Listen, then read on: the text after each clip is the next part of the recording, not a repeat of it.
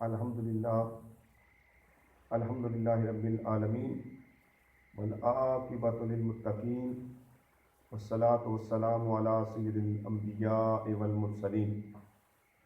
معزز سامعین کرام، آج کے اس درس کے اندر ہم حضور نبی رحمت صلی اللہ تعالی علیہ وآلہ وسلم کی حدیث مبارکہ سے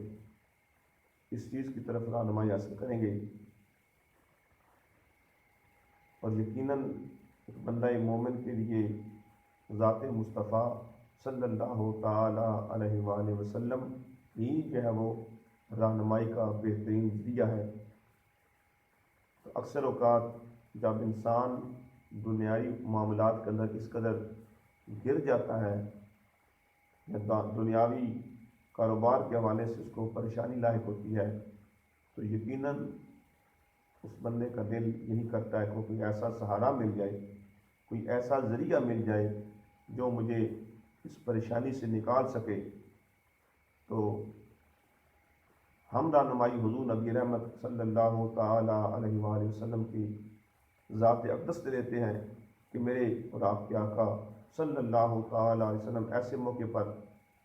کیا کیا کرتے تھے۔ تو حضرت امام بخاری رحمۃ اللہ تعالی علیہ اور حضرت امام مسلم، حضرت مسلم شریف کے اندر اور بخاری شریف کے اندر یہ حدیث یہ بات موجود ہے کہ جب آقا علیہ السلام کو بظاہر کوئی دنیاوی معاملات کے اندر کوئی پریشانی یا مسائل جب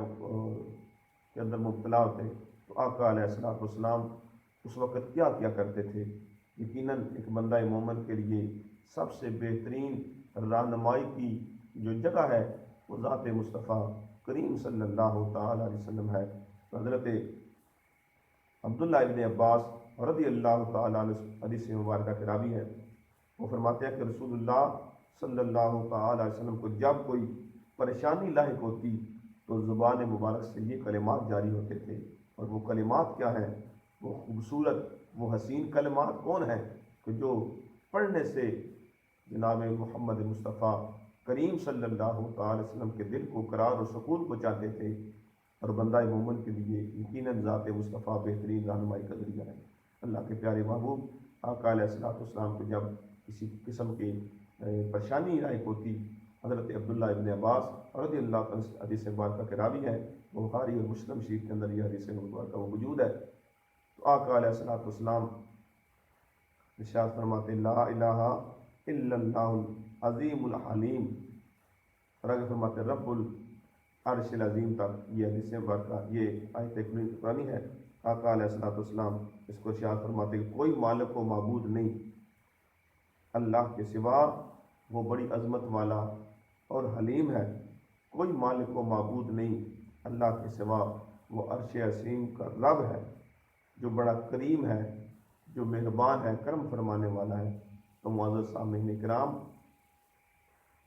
ہمیں بھی حضور نبی کریم صلی اللہ تعالی علیہ وسلم کی سنت کے یہ پر عمل کرتے ہوئے اگر ہم کسی پریشانی، کسی مصیبت کے اندر مبتلا ہوں تو ہمیں بھی یقیناً ان الفاظ کو اپنی زبان پہ جاری رکھنا چاہیے۔ میں ایک مرتبہ پھر آپ کے سامنے ان کلمات کو دہراتا ہوں، لا الہ الا اللہ العظیم الحلیم، اور آگے فرمایا رب العرش العظیم، رب العرش العظیم، وآخر دعوانا ان الحمد للہ رب العالمین۔